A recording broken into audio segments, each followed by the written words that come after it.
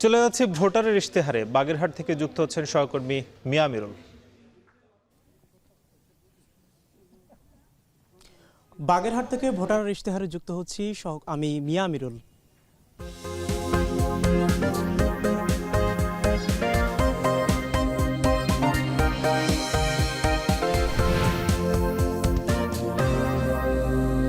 বাগেরহাটের সাথে যার নামটি খুব ভালোভাবে জড়িত, খান জাহান আলী রহমতুল্লাহ আলাই, তার বাজারের পাশে আমরা অবস্থান করছি, যার হাত ধরেই মূলত 15 শতকের মাঝামাঝি সময়ে 60 গম্বুজ মসজিদ প্রতিষ্ঠা পায়।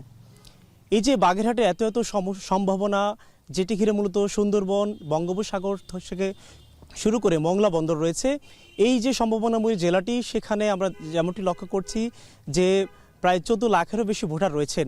এখানকার মানুষের যে জনজীবন, সেটি এখন পর্যন্ত পুরোপুরিভাবে উন্নয়নের ছোঁয়া লাগেনি।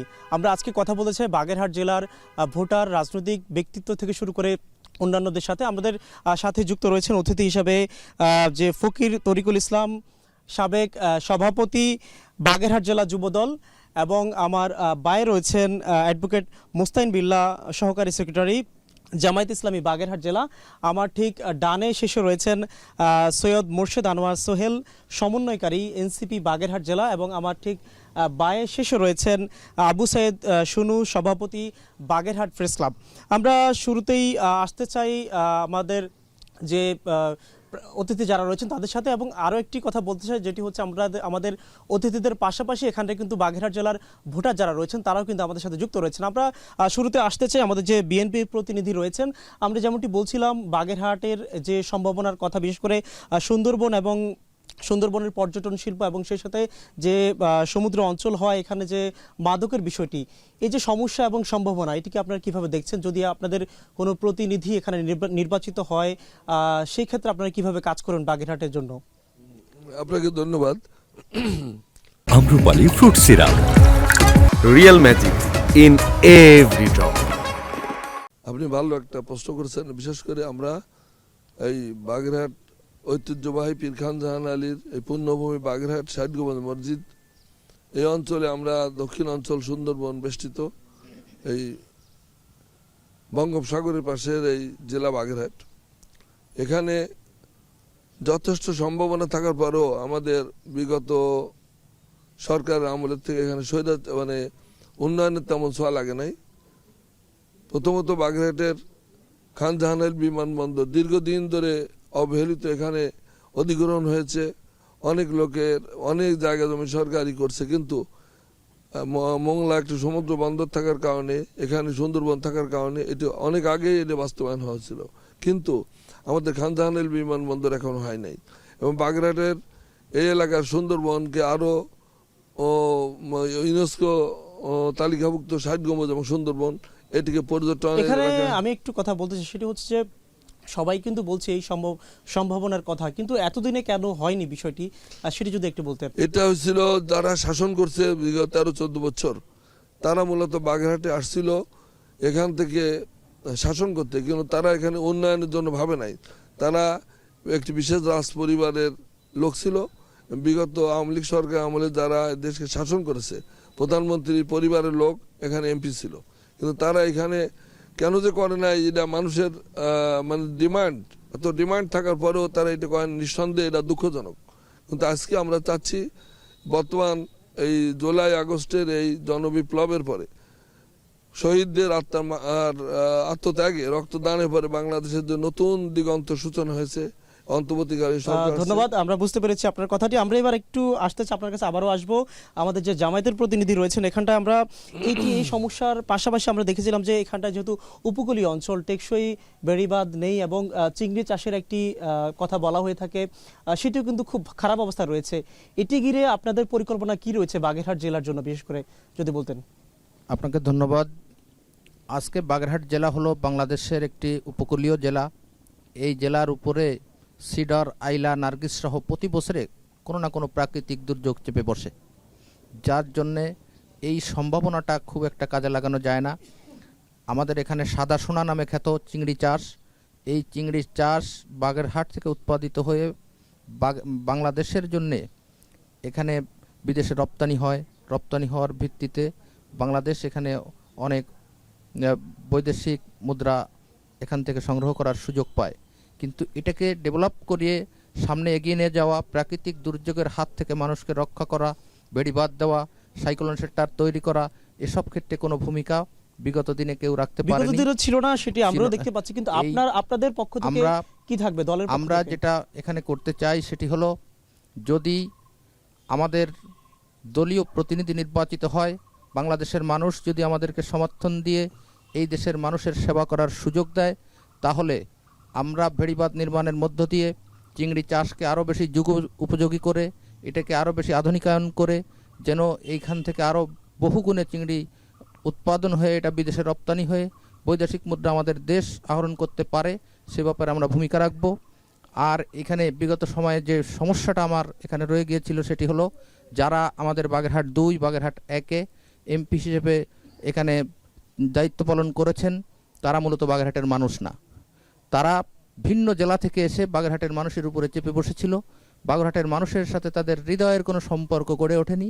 তারা তাদের যেই ফ্যাসিস্ট মনোভাব, সেই মনোভাব নিয়ে এখানে দায়িত্ব নিয়েছে, ফ্যাসিস্ট আচরণ করেছে, যে কারণে মানুষের সাথে তাদের হৃদয়ের সম্পর্ক না থাকার কারণে এই উন্নয়নটা করা সম্ভব হয়। ধন্যবাদ আপনাকে। আমরা আবারও আসবো আপনার কাছে। এবার একটু আমরা যেতে চাই, আমাদের সাথে আরেকজন রয়েছেন এনসিপির যে প্রতিনিধি, আমরা একটু তার কাছে জানতে চাই যে এখানে তো বাগেরহাট ঘিরে যেহেতু ঢাকা থেকে দূরত্ব প্রায় অনেক, এবং সেই সাথে আমরা দেখেছিলাম যে যেমনটি বলছিলাম, পাশাপাশি মোংলা বন্দরের অবস্থা কিন্তু খুব একটা ভালো নেই। এই অবস্থায় এসে আপনারা তো নতুনভাবে রাজনৈতিক প্ল্যাটফর্ম থেকে, দল থেকে ইতিমধ্যে কাজ করা শুরু করেছেন।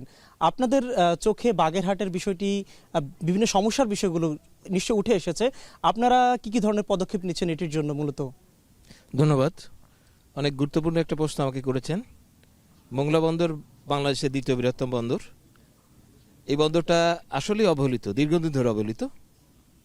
তো আমরা যদি মোংলা বন্দরকে সচল এবং আরও বেশি আগায় নিয়ে যেতে চাই, তাহলে আমাদের অন্য অন্য অবকাঠামোগত উন্নয়ন হবে। আমরা মোংলা বন্দরকে যদি আমাদের রপ্তানিতে ভরে দিতে পারি, আমরা রপ্তানি বাড়ায় দিতে পারি, তাহলে মোংলা বন্দরকে ঘিরে আমাদের রাস্তার উন্নয়ন, আমাদের অবকাঠামোগত অন্যান্য উন্নয়ন, চিকিৎসা ব্যবস্থা, বন্দর ব্যবস্থাপনা, অন্য বিভিন্ন বিষয়ে এটা এখানে অগ্রগতি হবে, এটা উন্নয়ন হবে। আমরা মোংলা বন্দর কেন্দ্রিক যে পরিকল্পনাগুলো আমাদের নেওয়া যায়, এবং ভবিষ্যতে অন্য অন্য বন্দরের সাথে চট্টগ্রাম বন্দরের মতো করে যদি ওরকমভাবে উন্নয়ন করা যায়, সে ব্যবস্থা গ্রহণ করানোর জন্য আমরা উদ্যোগী হব ইনশাআল্লাহ। আপনারা তো ইতিমধ্যে জামাতের সাথে জোটে গিয়েছেন, আপনারা হয়তো কার্যক্রমগুলো করবেন, কিন্তু আপনাদের নিজ থেকে যেহেতু এনসিপির থেকে, তা আপনাদের পরিকল্পনাগুলো কি আর কিরকম রয়েছে যদি একটু বলতেন? আমরা ছোট করে একটু। আসন সমঝোতার মাধ্যমে জামাতের সঙ্গে আছি। তো এটা আমাদের দলীয় সিদ্ধান্ত। তো আমরা যখন উন্নয়ন করব, জামাতের সঙ্গে যদি আমাদের সরকার গঠনের সুযোগ থাকে, নিশ্চয়ই আমাদের অংশীদারিত্ব থাকবে। ধন্যবাদ। আমরা আপনার কাছে আবারও আসবো। এবার আমরা একটু যেতে চাই আমাদের এখানকার যে জেলা প্রেস ক্লাবের সভাপতি রয়েছেন, আমরা একটু তার সাথে কথা বলতে চাই। এখানে তো আমরা দেখেছিলাম যে স্থানীয়ভাবে বেকারত্ব এবং সেই সাথে যে স্বাস্থ্যসেবা, সেটি কিন্তু খুব একটা ভালো পরিস্থিতি নেই, খুবই নাজুক অবস্থা। এটি ঘিরে আপনি যেহেতু এখানকার জেলারই সংবাদ সংগ্রহ করে থাকেন, বিভিন্ন সবার সাথে সংযুক্ত রয়েছেন, আপনার চোখে বিষয়টি কিভাবে আপনি দেখেছেন, বা এই পরিস্থিতি থেকে উতরে আসার জন্য আসলে কি কি ধরনের কাজ করা যেতে পারে, একেবারে ছোট করে যদি একটু বলতেন। ধন্যবাদ সময় এখন টেলিভিশন কর্তৃপক্ষকে আমাকে অনুষ্ঠানে আমন্ত্রণ জানিয়েছেন। আমরা মূলত যারা সাংবাদিকতা করি, তারা সমাজের সমস্যা এবং সম্ভাবনা নিয়ে কাজ করি।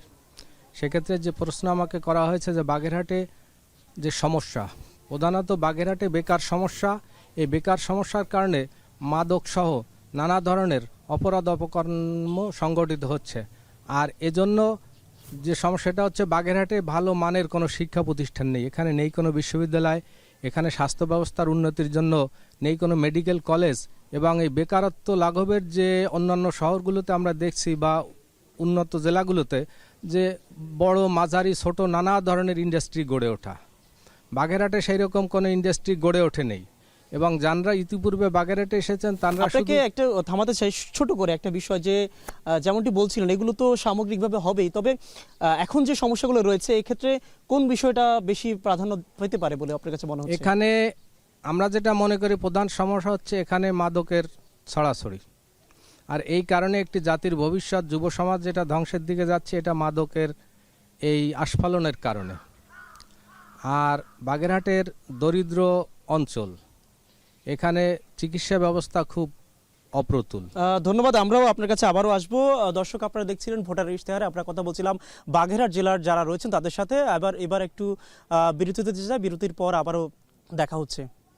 বিরতির পর আবারও স্বাগত জানাচ্ছি ভোটার ইশতেহারে। আমরা কথা বলছিলাম বাগেরহাট জেলার যারা প্রতিনিধি রয়েছে তাদের সাথে। এবার আমরা একটু কথা বলতে চাই এখানকার যে ভোটার রয়েছে তাদের সাথে আমরা একটু কথা বলতে চাই। আমরা একটু প্রশ্ন দিতে চাই। এখানে কারা প্রশ্ন করবেন একটু হাত তুলবেন। আমরা একটু কথা বলতে চাই এখানে বাগেরহাট জেলার যে ভোটার রয়েছেন তাদের কথা একটু বলবো। আপনি নাম বলে প্রশ্নটি করবেন। আমার নাম আব্দুর রহমান মাহিম। আমার প্রশ্ন হচ্ছে, আমাদের বাগেরহাটে আমরা ইতিমধ্যে দেখেছি মাদকের একটা ছয়লাভ হয়ে গেছে, এখানে প্রশাসনের একদম নীরব ভূমিকা। তো আমার প্রশ্ন হচ্ছে যে এখন যারা নেতৃত্বে আছে বা আছে তাদের কেমন ভূমিকা এবং সামনে। ধন্যবাদ, আমি বুঝতে পেরেছি। আপনি অর্থাৎ তিনি বলছিলেন যে মাদকের যে ছয়লাভ হয়ে গিয়েছে, আমরা যেটি নিয়ে কথা বলছিলাম। এখানে আরেকজন প্রশ্ন করবেন হয়তোবা। আমার নাম মশিউর রহমান। আমার প্রশ্ন হচ্ছে আধুনিক বাগেরহাট বিনির্মাণে আগামী দিনে অবকাঠামোগত কি কি উন্নয়ন থাকবে, পাশাপাশি আমাদের ৬০ গম্বুজ বিশ্ব ঐতিহ্যের একটা স্থান, পাশাপাশি সুন্দরবন, এই পর্যটন খাতকে কিভাবে সামনের দিকে অগ্রসর করা যাবে? বিশেষ করে পর্যটন যতক্ষণ আকর্ষণ হবে তখন আমাদের বাগেরহাট অটোমেটিকলি ডেভেলপের দিকে যাবে। ধন্যবাদ।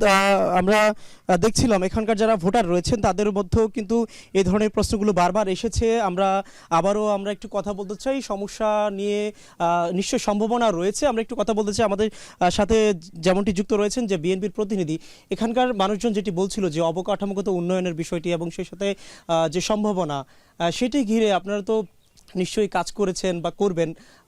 বিএনপির অবস্থানটা এখানে কোথায় মূলত রাজনৈতিকভাবে? যদি আপনাকে ধন্যবাদ। আমরা আশা করছি যদি আমাদের দলের চেয়ারম্যান সাহেব যেভাবে কথা বলছে দীর্ঘদিন বিদেশ থেকে আসার পরে, উনি যে কথাগুলো বলছে ওনার কথার ভিতর অনেক কথা রয়েছে এবং ওনার কথার যদি আমরা আমাদের প্রতিনিধি পাই, আমরা যদি এদেশে জাতীয়তাবাদী দল সরকার গঠন করে, নিঃসন্দেহে বাগেরহাটের ৬০ গম্বুজ সুন্দরবন এটা ফার্স্ট প্রায়োরিটি পাবে এবং আমরা এটাকে মানে ইন্ডিয়ার তাজমহলের আদলে ওইখানে যেভাবে সিকিউরিটি ব্যবস্থা দিয়ে যেভাবে মানুষের সেবার, আমি মনে করি তার চেয়ে ভালো পরিকল্পনা নিয়ে এটা করা হবে।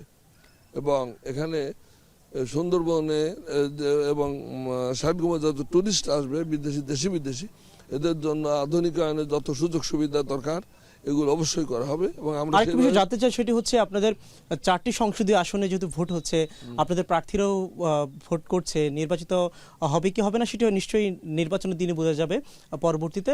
সেটি হচ্ছে আপনাদের প্রত্যাশার জায়গা এখানে কোথায় মূলত আপনাদের আসনগুলো ঘিরে? অবশ্যই আমরা 4টি আসনে জয়লাভ করব, কারণ এখানে দীর্ঘদিন ফ্যাসিস্টদের জুলুম অত্যাচার করছে, তারা যে মানুষের অধিকার কেড়ে নিছে।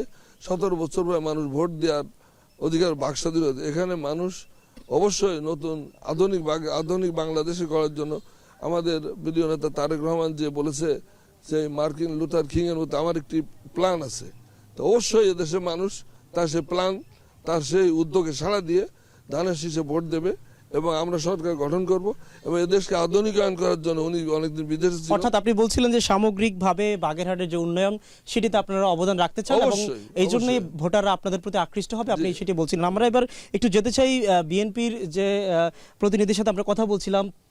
যেমনটি ভোটারদের পক্ষ থেকেও এখানে উঠে এসেছে মাদকের বিষয়টি, এবং একই সাথে যেহেতু সামনে নির্বাচন প্রায় 1 মাস পরে হতে যাচ্ছে, এই ক্ষেত্রে আপনাদের জামায়াতের পক্ষ থেকে পরিকল্পনা কি রয়েছে, কিংবা জামায়াতকে মূলত বাগেরহাটের জনগণ কেন বেছে নেবে একটু যদি বলতেন। দেখুন, জামাতকে বাগেরহাটের জনগণ বেছে নেওয়ার জন্য অন্যতম বিষয় হলো ফ্যাসিস্ট বিদায় হওয়ার পরে অন্তর্বর্তীকালীন সরকারে থাকা অবস্থায় জামাতের কোনো নেতাকর্মীরা কোনো জায়গায় কোনো রকমের অপকর্ম অন্যায়ের সাথে জড়িত হয়নি এবং বরং বিভিন্ন সময়ে সংখ্যালঘুদেরকে পাহারা দিয়ে, পূজা মণ্ডপ পাহারা দিয়ে এবং তাদের ধর্মীয় উপাসনালয় পাহারা দিয়ে তাদের ধর্মীয় উৎসব পালন করার সুযোগ করে দিয়েছে। বিভিন্ন জায়গায় জলাবদ্ধ খাল এবং খাল দখলে ছিল সেগুলো উন্মুক্ত করে দেওয়ার চেষ্টা করেছে, অধিকাংশ জায়গায় সেটা করে দিতে সক্ষম হয়েছে।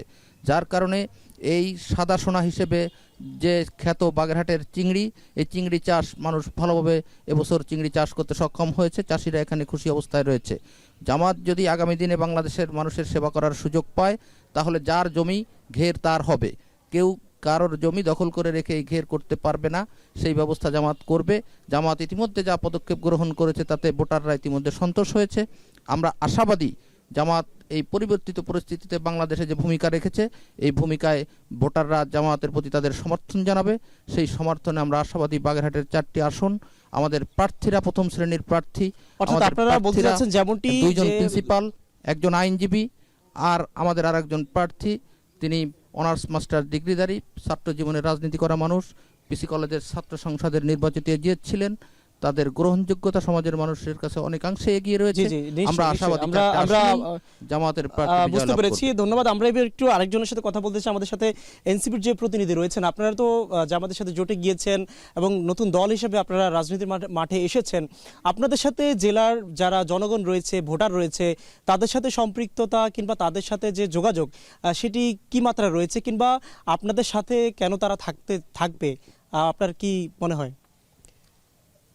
দীর্ঘদিন বাংলাদেশের জনগণ ভোট দিতে পারে নাই। আমাদের সমর্থক বা আমাদের যারা সমর্থন বা ভোটার আছে তারা মূলত তরুণ প্রজন্ম।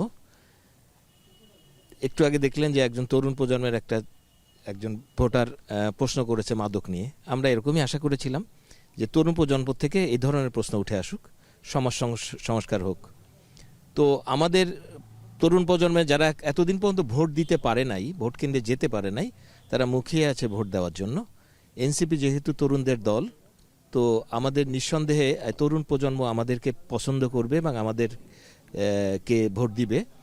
আর এই ক্ষেত্রে একটি প্রশ্ন, সেটি হচ্ছে তরুণ প্রজন্মের কথা বলছিলেন এবং 24-এর গণ অভ্যুত্থানের কথা নিশ্চয়ই আমরা সবাই জানি, কিন্তু এনসিপিকে নিয়ে নানা ধরনের যে প্রশ্নগুলো করা হয় কিংবা বিভিন্ন বিষয়গুলো বিভিন্ন সময় এসেছে, সেটি ঘিরে আপনারা কি কোনো কারণে পিছিয়ে পড়েছেন কিনা বিএনপি এবং জামায়াতের ইয়া থেকে? আমাদের পিছিয়ে পড়ার ব্যাপারটা, প্রশ্নটা তো আসেই না, তার কারণ তরুণ প্রজন্ম আমাদের সাথে আছে।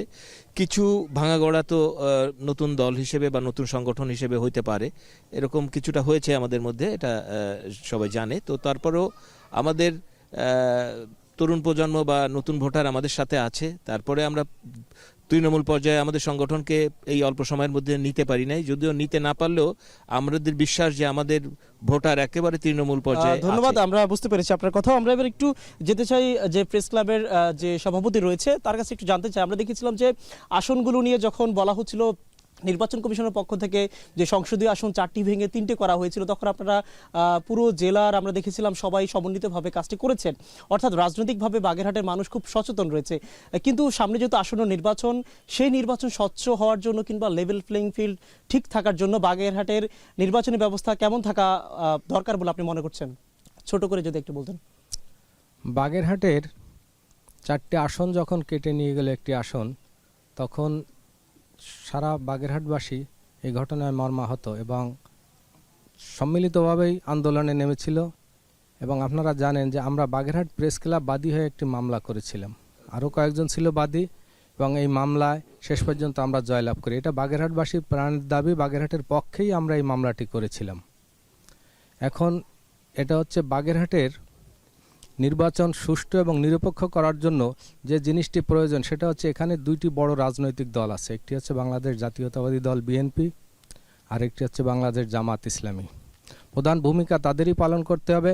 পাশাপাশি আমি যে জিনিসটা বলবো যে প্রশাসনকে শতভাগ নিরপেক্ষ দায়িত্ব পালন করতে হবে, তাহলে এই আসনে নিরপেক্ষ নির্বাচন। একেবারে সবশেষ প্রশ্ন, সেটি হচ্ছে বর্তমান যে অবস্থা, সে অবস্থায় সুষ্ঠু নির্বাচন নিয়ে আপনার কোনো প্রশ্ন আছে কিনা বা শঙ্কা আছে কিনা?